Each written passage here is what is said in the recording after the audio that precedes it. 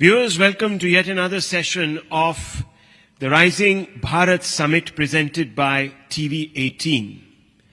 We have with us three eminent guests, and we're going to talk about a subject that informs us pretty much on a daily basis, which is our past, our history, because it determines our present and, of course, will direct our tomorrow. Now, it is said about history that the past is inextricably linked with our present and feeds into our future. Unfortunately, there has been a massive conversation around the nature of our past that we have given to ourselves. Nehru once said, and he talked about the tryst with destiny, but many people said that how can a nation arrive at its destiny when it doesn't know where it began from? And many people say that India has a contrived sense of history. It is influenced by a deep-seated colonial hangover. In fact, some people say it was written by our colonizers for us. So let us ask, as we imagine or reimagine our Bharatiyata, whether Bharat has been unshackled from its colonial past and carved its own identity and space in the collective psyche. And therefore, we are going to talk with Uday Mahurkar, author of Veer Savarkar and former Central Information Commissioner, Dr. Anuradha Chaudhary, IKS, Sanskrit scholar, coordinator for the Indian Knowledge Systems, or IKS division, and Shantanu Gupta, needs no introduction, author and dear friend. And let us deep dive the topic, history and culture, colonial or not. So let me begin with you first, ma'am. Doctor, many people believe that our history was written by custodians really of a British projection of who we should be, what our idea of India should be, and the origins that it should track and trace. Do you believe this to be true? So the thing is that our history is written by those who've gone through a certain system of education.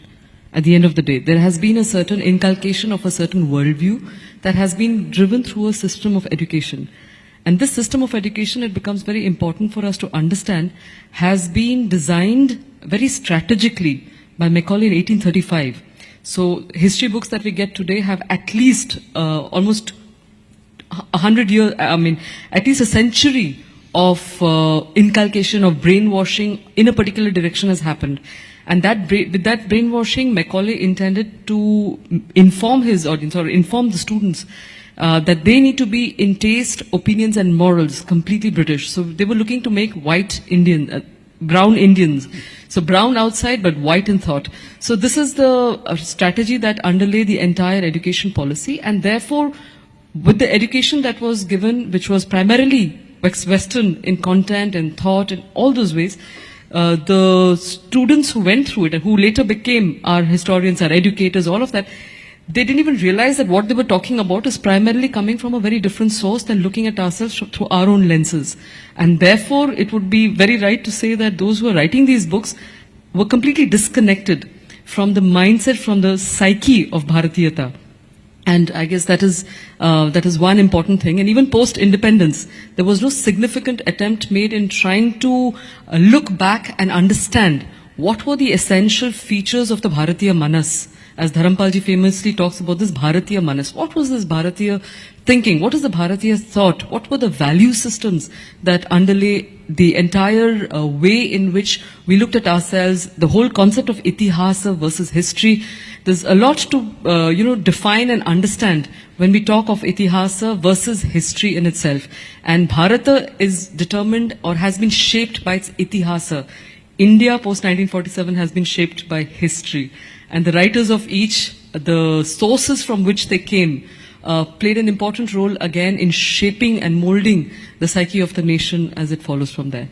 Very interesting, because Mr. Mahurkar, the subject of your, one can say, scholarship, Veer Savarkar, his history was shaped by those that wrote history, not Itihaas. And you must have come across the manner in which he was introduced to Indian audiences, not just in schools and colleges, etc., but also, of course, in the wider public discourse. That was really a colonial capture of his legacy. Before I come to your subject, Rahul, let us look at how things shaped. First, the colonizers wrote our history, and from there, the leftist historians took over, So it was a double whammy, in one sense. Correct? Now, for example, R.C. Mazumdar, the great historian, in his History of Bengal, he cites one letter by acting governor of West Bengal in 1956, P.V. Chakravarti. Now, that was the year when Italy, who gave us freedom, came as a common citizen to India and stayed with him in Calcutta. Chakravarti was a very inquisitive person, So he asked him ki there was no pressure which Congress could build over the last 5 years. Then what was the, why did you give us freedom in that case? After 1942, there was no such pressure on you. After the Quit India movement, So he avoided giving a direct reply. So he pressed again. He said, look here. He cited Netaji Bose's struggle. Although INA had, by 1945, INA was no more. Correct? So he cited INA. Then he said the soldiers, Indian soldiers played the biggest role in the Second World War, in the victory of the Allies. He said after the World War got over, they were saying, look here, now we have done your job, you leave this country. And third was the Navy mutiny, which started from Mumbai port and spread to about 20 ports. This was in 1946. He said these were the three main reasons which convinced us that the time has come for us to leave this country. Then he asked him, what was the role of Gandhiji and Congress? So he twisted his lips. This is what he says, Chakravarti, and he said, minimal. You get my point? So, history was played with after independence. R.C. Mazumdar, Jadunath Sarkar, who were dispassionate historians, they were sidelined. Unfortunately, this work was done under the eyes of the first Education Minister of India, which is Maulana Abul Kalam Azad. He stands, he has to answer many things on this count. Correct? With Savarkar, what happened? Ki Savarkar is the true symbol of India's unity and integrity. We have proved in our book, me and my co-author Chirayu Pandit, that Savarkar tried his best to prevent partition. And he predicted partition in 1937, saying that if Congress continues with its policy of Muslim appeasement at the cost of Hindu rights, it will whet the appetite of Jinnah. And we could see Pakistan coming, Pakistan word was coined in 1932 by Rahmat Ali Chaudhry. It was already in public domain. Correct? So, why Savarkar's history was played with or tempered with? Savarkar is the biggest symbol of India's unity and integrity. Now, if his thought process, which I call his ideology, nation first ideology in true sense, unalloyed nationalism, if it spreads in the youth of this country, then those who survive on divided India, Vibhajit Bharat, as I say in Hindi, they'll have to close their shop. Whether they are parties, leftist historians, So that is the reason why Savarkar was targeted and maligned, and a smear campaign was launched against him, and it is going on even today. So that is the main reason. So history, I think the biggest casualty in the first 60 years of this country after independence was history. Because it is from history you draw a future roadmap. And these leftists, pan-Islamists, who were operating from within the Congress, these people had joined hands. And their idea was to blur our historical vision, so that we never realize our true potential. You see, I call today's last 10 years as an age of national reawakening. You see, the foundation was laid by Vivekanand, Shri Aurobindo, my Guru Swami Pranavananji, founder of Bharat Seva Ashram Sangh, Dayan Saraswati. They had laid the foundation. But Gandhiji's murder gave an opportunity to this entire lot to,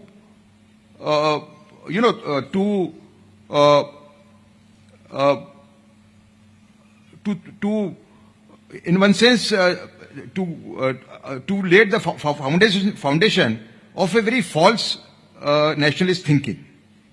On that There point, cannot be a unity. India cannot unite if Hindus and Muslims are not united. Now, we don't want So that on Muslims this should point, not be.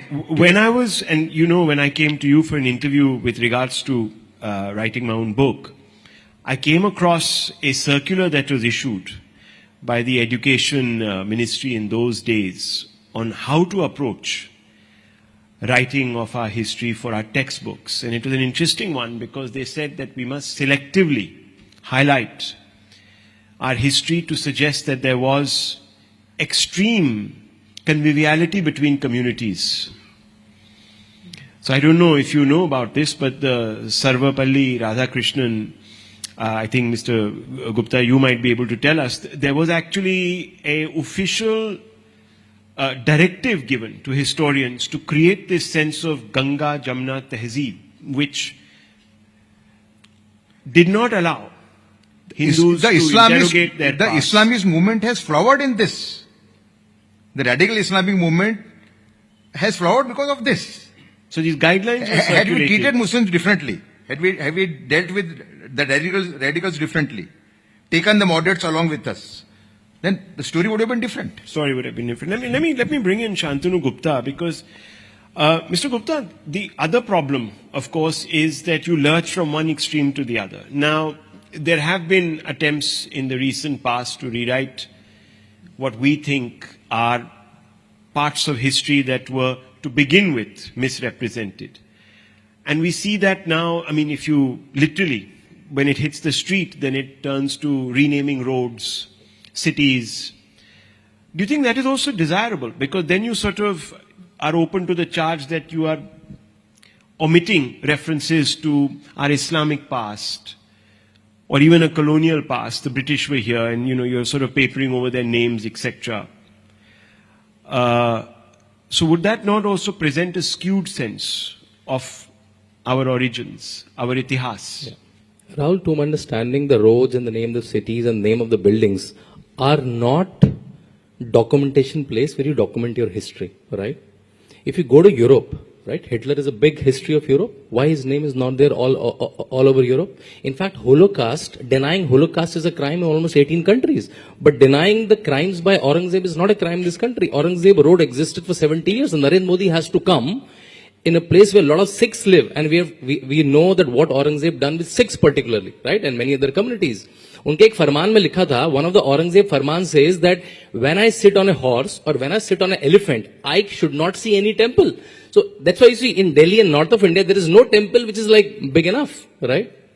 So my first point is roads is not documentation of history, and the names of the roads got changed by Nehru also. So King Street or a Queen Street became Rajpath or Janpath because Anglo-Indians were not a voter. Nehru's history was all guided by voters. If Muslim would have been a 1%, 2%, I think then Nehru's eye towards all of this would have been very different. His history point of view, or Anglo-Indians would have been some 10, 15%. Still we will be walking on King Street and Queen Street. And George V statue was there in the canopy in front of India Gate till early 60s. Jansangh has to do Andolan for that. Can you imagine that? The colonial rule is gone. And George V statue is there, right there, and all the celebrations are happening there. And now Narendra Modi comes, and the canopy was empty all this while. And Narendra Modi has to become the Prime Minister to put Subhash Chandra Bose statue there, right? So these names from Faizabad to Ayodhya, from Allahabad to Prayagraj, these are not renaming of names. And renaming is happening in the United States of America and Europe also today. These are going back to the original name. हम लोग कभी नहीं कहते इलाहाबाद का कुंभ है. We always say Prayag का कुंभ. No, but in doing Right? so, I'm just playing the devil's advocate. Yeah. In doing so, aren't we just sort of deciding that we will omit certain No, why? So, why- Rahul, why- I'll just say one point. I come to News 18 studio, right? No, my No, question is that should not our children know that there were Mughal emperors or for there sure, were for sure. Khiljis or So that's whatever the it is? so, similar. I gave you example. Children should know that Hitler existed. He killed a large number of huge race. I come to News 18 studio. I vandalize all the studio, whole studio, and you tomorrow onwards you start calling News 18 studio Shantanu studio. That's not done. You'll give me to police, right? So that's not a history to preserve. That's a roads are not for documentation What you keeping. were saying. I understand your point. Why can't we name these roads, which are named after Lodhi, Tughlaq? Why can't we name them after patriotic Muslims? We have had a Mahavir Chakra Brigadier Usman, who laid down his life against Pakistan in the 1948 war. We got Havaldar Hamid. We got Ibrahim Khan Gardi, who fought for the Marathas in the Third Battle of Panipat and remained loyal. Why can't we name them these roads after Yes. them? That is a solution, good solution. Yeah, one thing is that I think the naming of anything is to remind people of the greatness of the heroes that their country has produced or the nation has produced. That I think is the salient thought behind the naming of anything. Now, would you name any place behind the so-called, at least the perceived invaders of a country? It doesn't happen like that. Or, the perceived persecutors of the majority community. It just is a very practical decision where you say that, are we whom are we honoring? Because it's an honor. Whatever you name is an honoring of that person. So why would we honor whatever we honor? Anandji always talks of this case of the Bhaktiyar station that is there in Nalanda, in that place, where he's saying that Nalanda was destroyed. I mean, an institution as hoary and as phenomenal as Nalanda was destroyed by Bhaktiyar Khilji, and that also because a Vaidya cured him. I mean, this degree of ingratitude or ungratefulness is something that we have honored by naming a station after him. It absolutely is ridiculous in terms of how we remember who we are. And I think that is what should be the question. Who are we and what should we remember and why? So clarity around that, and because I'm also part of the writing of books and all of that, but certain discussions that have come up there are very balanced, if I may say so, because there is a presentation that we are trying to sideline certain parts of history, but the point is that if you've had rules of, let's say, the Cholas and Pandyas going into 800, 900 years, and they find just a mention in one quarter, and whereas some other kingdoms that might have been smaller, but which ruled the roost in terms of the focus that they got by earlier historians, they suddenly occupy a chunk of your history books, or even the British history. Why does an Indian kid need to know the lineage of British kings and all? So, but there have been so many valiant kings who have done phenomenal, benefits for society, who have put in institutions, who have established structures as fabulous as the Brihadishwara temple. You just Rani Ki Vav, we know nothing of those things. That, there has to be parity, etc., etc. But Mr. Mahurkar, let's look at Tipu Sultan. Now, roughly you come from that part of the country where My ancestor had fought against Tipu Sultan. There you go. The Battle of So, Badami Fort. because you had mentioned, that's why I brought him into the conversation at one time. So, for a lot of people, Tipu was not exactly only a desecrator. He was also a creator. So, but there is obviously a movement to sort of delegitimize Tipu's celebrations or his Jayanti, etc. Now, how do we? It's a very good question, because I have read in great detail about Tipu Sultan and from very authentic sources. Tipu was a religious fanatic in the first 8 years of his rule. And he was worse than Aurangzeb. The way he dishonored Hindu women in Kerala and South Karnataka. Ji.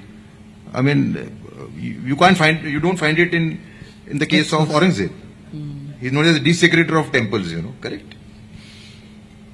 But then what happened? Marathas, the British, and Nizam, who used to hate Tipu, they all joined hands. And he was cornered. There was a time he thought that he needs the support of Hindus.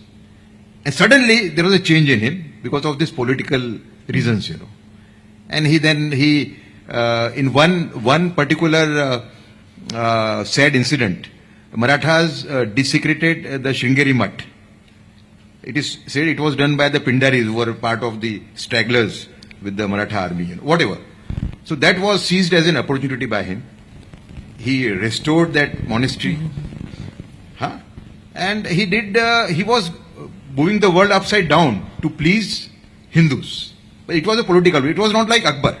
Akbar was a genuine convert to moderate ideas, I think so, after 1570.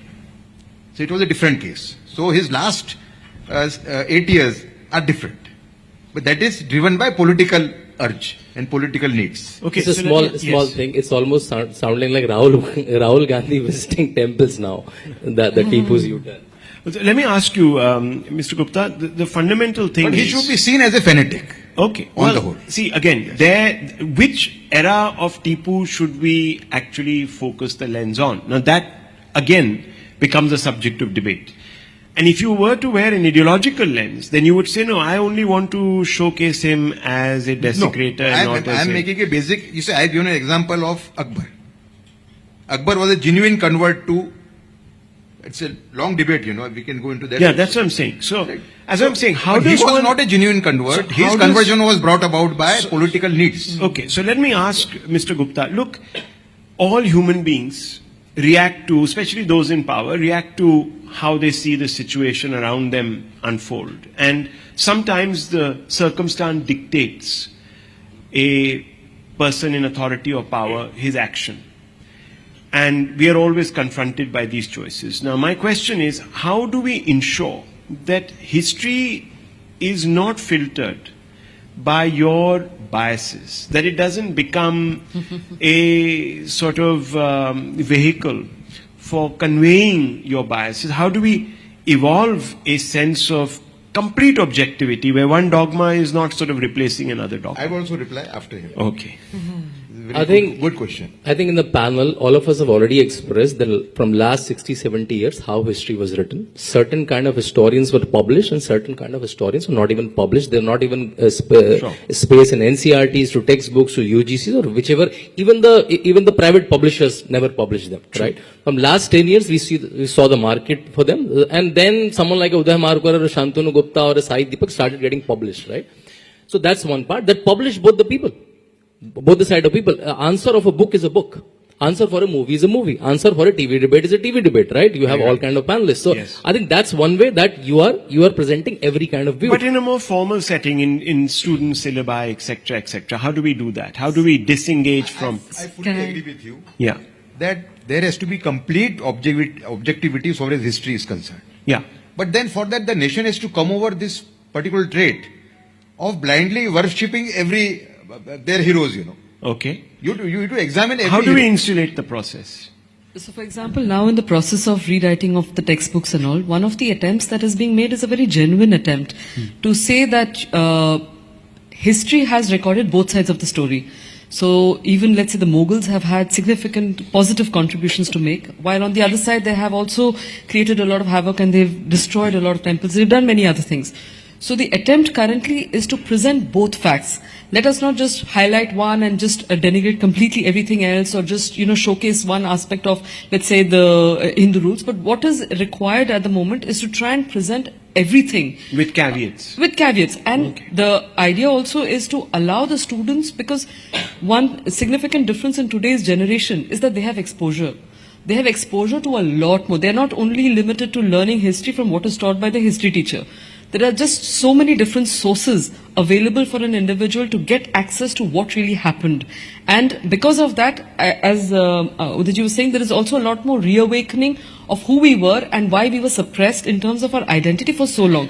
So what we're attempting right now is to make facts available and let our population have the discretion, the viveka, to understand why certain decisions are being made and why certain decisions are not being made. So This is a wonderful endeavor, and I hope it succeeds. And look at us, 77 years into our freedom, we are trying to now reclaim our history by saving ourselves from a past that was not represented in a manner that was objective. I leave it at this. Thank you so much for joining us. Thank you. Thank you so very much. Thank you.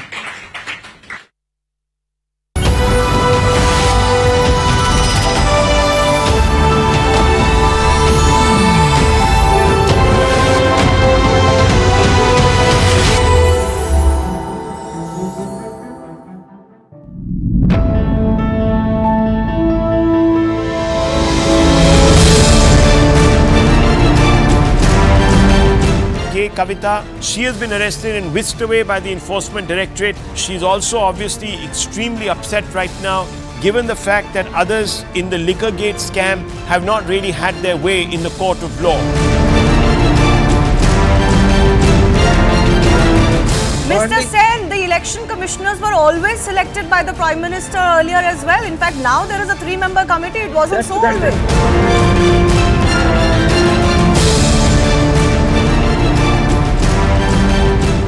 Why should we believe that just like Bengal was a breakout for the BJP in 2019, that the South will not be one for the BJP this time?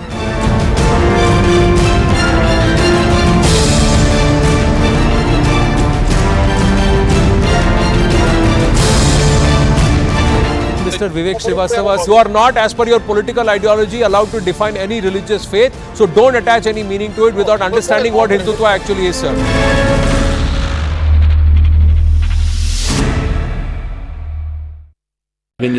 Cynically organized terrorist attack by a massive mass killing of civilians. These perpetrators, these criminals, went specifically to kill people point blank. We will be investigating this terrorist attack. And we already have some results. All the 4 perpetrators were directly involved, who were gunning people down, killing people. They were found and apprehended. They tried to escape. They were moving towards the border with Ukraine. And we have data that suggests that they were about to be moved towards the territory of Ukraine by those in Ukraine. Our military services, our emergency services, everyone is, our investigators are working on finding out the orchestrators of this terrorist attack, those who gave them transportation, who created, who gave them weapons, etc. The investigative authority. All right, we're getting in breaking inputs as far as the Moscow attack is concerned. We are now learning that Russian President Vladimir Putin is currently making an address to Russia. Vladimir Putin has condemned and called the attack that took place yesterday in a concert hall in Moscow. He's called it bloody and barbaric terrorist attack. He is also declared tomorrow as the National Day of Mourning. He's declared 24th March as a National Day of Mourning for all of Russia. This is the latest that we are bringing to you. Remember, the death toll of this entire attack has now surpassed 100. In fact, let's quickly go across to our international news correspondent Abhishek Jha, who's joining me on the phone line. Abhishek, if you could share the details of that address by President Putin. Also, throw light on the timing of this entire attack that took place yesterday, for which ISIS has now taken responsibility. People in Russia were anticipating that President Putin will be addressing them, and national address was much awaited because of the kind of massive attack this has been, and this is something that hasn't happened in so many years, and probably the 130 deaths that we have been reporting as of now is only going to rise up because there are several injured who are in critical conditions. Then there have been certain arrests which have been made. About 11 people have been arrested from various parts of the country. About 4 of them are being suspected of being the shooters, because 5 people at least are now being reported that they were actively involved in shooting and using explosives which killed people in the Crocus center. President Putin has called this attack as barbaric. He has called he has said that 24th of March will be observed as a national mourning day also. Absolutely. Also, Abhishek, do share with us what this could mean for Russia, that is already at war with Ukraine. Having said that, we've seen ISIS now own up to this attack. That brings in a second major challenge, as President Putin has now taken over a fresh new 5th term as president. Well, Akansha, the kind of geopolitical tension that is in between Russia and Ukraine, the first suspicion was, of course, very naturally towards Ukraine, whether the Ukrainian side will have any linkages of this with these attackers. But within hours, we saw U.S.